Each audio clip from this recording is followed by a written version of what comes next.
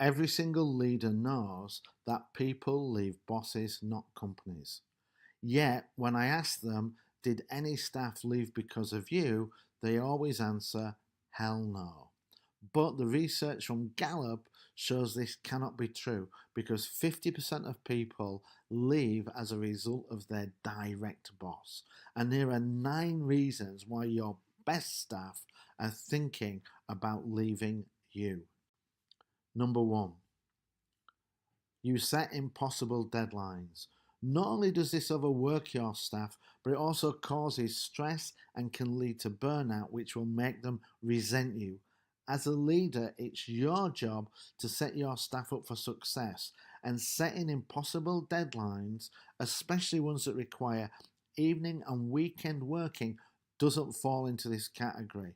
Take time to discuss and agree on the deadline with your team, as this will build trust and gets them to take ownership and increase accountability. Micromanagement. No one likes to be micromanaged. It's the number one complaint I hear from staff in companies that I consult for. Not only is it demoralizing and demeaning, but it also has a negative impact on their performance. Set goals, empower people, then stand back and let them surprise you.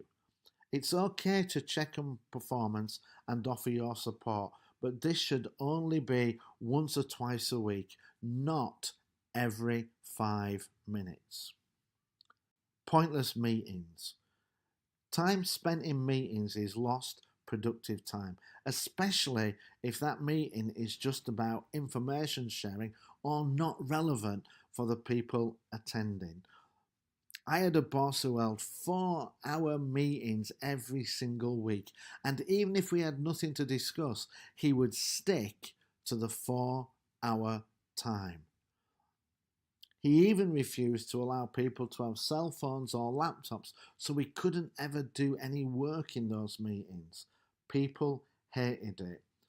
Even worse, we got to the point where we resented the boss and no longer wanted to work with him. So review all your meetings, be brutal, and if they're not needed, don't hold them. If it's just information, send an email. And if you have to hold a meeting, schedule it for 50% of the time you think you need, and then find a way to deliver within that time frame. Your team will appreciate it and be more productive.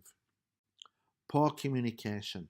It's true that knowledge can be power, but it doesn't necessarily mean that you should keep all that knowledge just to protect your position. People want to know what's going on. They like to be aware of the bigger picture. Keep your teams as informed as possible. It builds trust and it allows them to make better decisions because they have a better understanding. Failure to recognize achievement is one of the biggest gripes people have against their bosses. And what surprises me is that for something that has zero cost and a huge return, many leaders choose not to do it. When you recognize people, not only is it good for them, but it's good for you because what gets recognized gets repeated. And why wouldn't you want people to repeat good work? Recognition is a win-win strategy, and all it takes is for you to say, good job, well done. Poor performers. As leaders, as long as the team is doing well overall, it can be easy to ignore poor performers.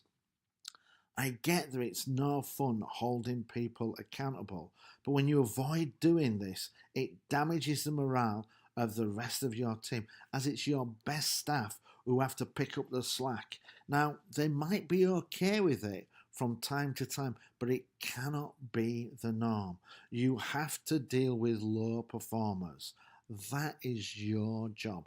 Find out what they need, give them the support, give them the training, or find them alternative work. Skill development. Talented people don't come to work just to do a job. They want to be developed. They want to have the opportunity to build their skill sets and move up to the next level. And if you don't take care of your best people, they will look for companies and bosses that will. Even if you have limited training budgets or opportunities for them to grow, you can always offer to mentor them. This is a simple way to help them learn and develop and will build a bond of loyalty between you. Intellectual challenge.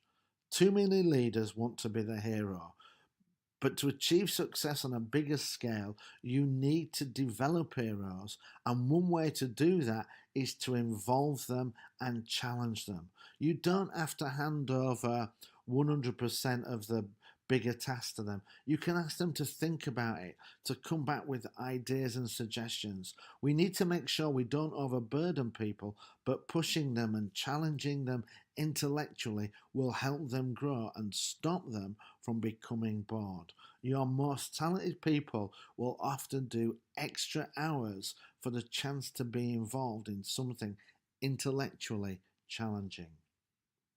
It was no fun. Just because there are tight deadlines, complex projects, or difficult customers, that doesn't mean there shouldn't be some fun in the office. Try and find a way to keep your teams laughing and smiling. Find a way to bring some fun into the office. Organise social events because teams that play together stay together. It's good for building and boosting morale. Remember, if you don't take care of your best employees, they will take care of themselves and look for new opportunities.